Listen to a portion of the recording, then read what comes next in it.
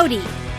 All right, it's time to get serious. Joining us in studio, candidate for the second one of the Republican candidates for the second congressional district race for Congress is Senator Eric Pratt. Welcome to the show, Senator. Thanks. Great to be back.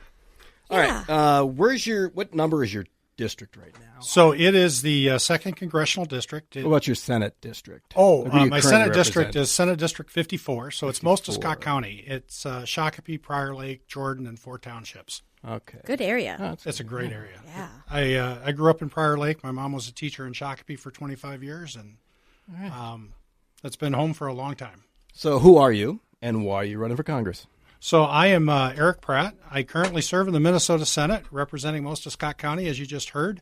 I am the Republican lead on the Finance Committee, where I correctly called that in 2023 the trifecta would spend us into a $6 billion deficit. Prior to joining the legislature, I worked for 30 years in banking and financial services, where I was a senior vice president at U.S. Bank, and then I also was with Target Financial Services when they launched their Red Card and their Target Visa card. So you're a finance guy. I'm a finance guy, and I'm kind of a numbers nerd. So I'll apologize to your listeners right now if I get too down in the weeds. I'm a husband and father. My son, Cam, got his PhD in astrophysics from the University of Michigan. You must be very proud. I am. I'm so glad he takes after his mother. Well, that's not wow. He's starting a new job in advertising. Go figure that an What? Yeah, I know. Wait a minute. Welcome to today's economy. Wow. And my daughter is a doctor of physical therapy down in Austin, Texas. Okay. And so also going into advertising. He's going to be a data scientist, so he's good at the analytics and has worked a lot with machine learning and AI techniques that they want to bring in. So that's the new economy. I mean, even in the Minnesota Senate, I chaired the Jobs Committee, where not only did we want to support the jobs of today, but we wanted to promote the jobs of tomorrow. And I think I think my son is a perfect example of how companies are looking for skill sets, not necessarily experiences all the time. And they're willing to, this company goes out and they find people with varied experiences and various backgrounds so that they bring that different kind of thinking into the analytics. And it's exciting, and he's excited for it. Neat. That's awesome. So why are you running for Congress? Well, this is an open seat. Because if you like math, they don't do it out in D.C. So this is an open seat, and this is a seat we should be able to win. Yep. This is a seat that Republicans can win, and I believe I am the Republican that can win the seat back. Okay. I've lived here for a long time. Our families are conservative families in a second, but they've been voting for Democrats because a lot of them don't necessarily identify with one party or another. They're either voting on a specific issue or they're voting because they like somebody. And I think that was one of the reasons Angie Craig was so successful. And with her out of the race, I think this is a perfect opportunity for us to win back those voters, win back the second congressional district, and bring back conservative, common sense leadership to the state. So, like it or not, and for better or for worse, a lot of people will look at you and see Donald Trump first, especially for a federal race. What do you do in that situation, and does that help or hurt you in the second congressional district? I don't know that it hurts or helps. And quite honestly, I'm not going to run away from Donald Trump. I did get, there was a video out there of me in 2016 saying I wish somebody else was the head of our party. Mm-hmm. That put me in the same camp as Marco Rubio, Doug Burgum, and J.D. Vance. Yep. But he earned my experience. He earned my respect. Yep. Exactly. And he earned my support. I mean, border crossings are down to almost nothing now. Thanks to the president. When you look at what he's done on the world stage for peace and bringing Armenia and Azerbaijan together for after decades of war, or the Abraham Accords, and now trying to bring peace between Ukraine and Russia. I mean, if he would just shave a little Trump off of himself, right? they would put him on Mount Rushmore for these things. And, as a guy with a background in economics and finance, I really want to help make the economy run. When we look at making the tax cuts from 2017 permanent, that's going to be a big help for Minnesota families. Those are the things that I'm going to be running on. So what can be done for spending in D.C.? Like in Minnesota, they can't spend money they don't have, but in Congress they can, and they do. And I don't think that's good long term. And at some point, the chickens are going to come home to roost. What can be done?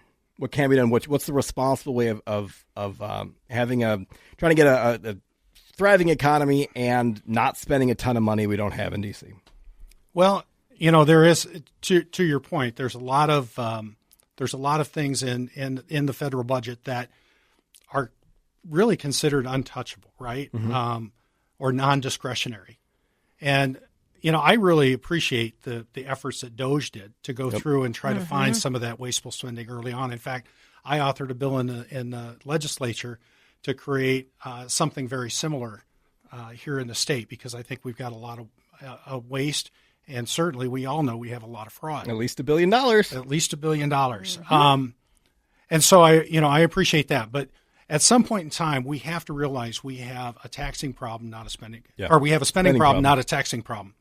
And I haven't looked at the budget all that close, but I can tell you, when I was on the Prior Lake School Board, when I joined, we were $1 million in debt. When I finished, we had a $3 million surplus, and our test scores were going up.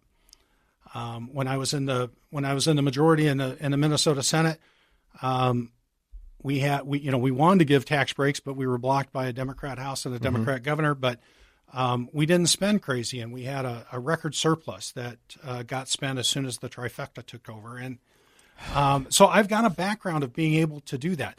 One thing I think we need to do is grow this economy. This is an economy that's ready to roar. And I think once we start bringing down interest rates, we're going to see supply side economics unleashed again, like we did in the Reagan years.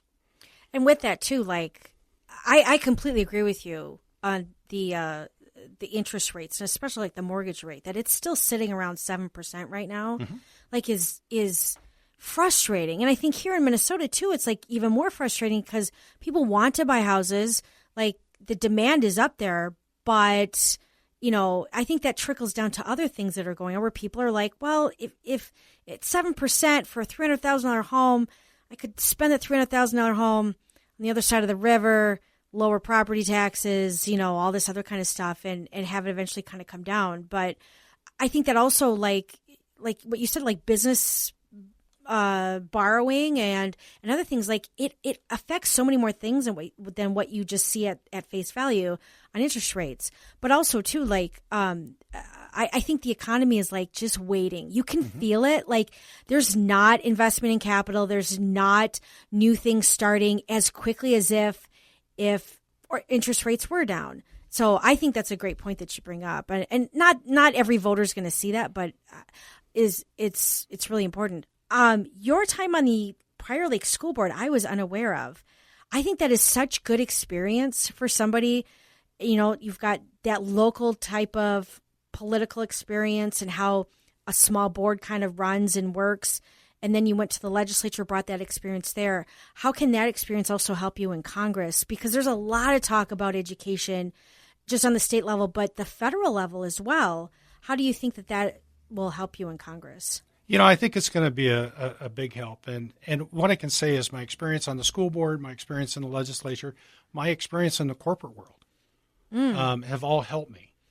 When I was in the corporate world and I was, my job was risk management. I was supposed to prevent losses. And I had to work with a marketing guy whose job was to maximize revenue.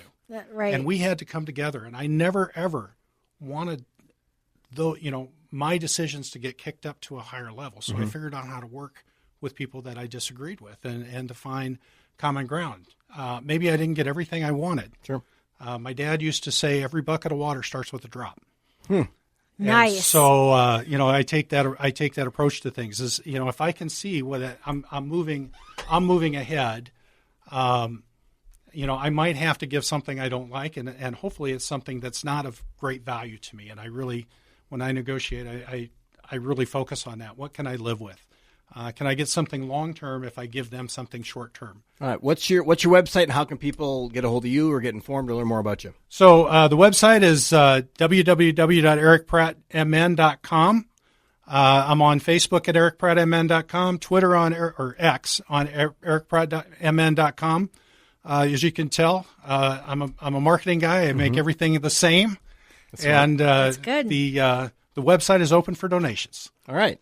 Which is important. I think, are you going to get Chris Pratt in town for an event? Because that would help you.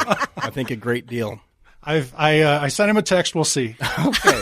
All right. Well, wish you the best of luck, and come back whenever you've got things to report. We're going to have all the candidates on, as many candidates as we can. Unless you're a joke candidate, then we probably won't have you on. And you're not a joke, Eric. We're happy that you're here. Well, thank you. Happy you're running. EricPrattMN.com. EricPrattMN.com. Wish you the best of luck. Ooh, are you abiding by the endorsement? I'm going to win this race, and I'm going to fight for the endorsement and every endorsement. All right, there we go. When we come back,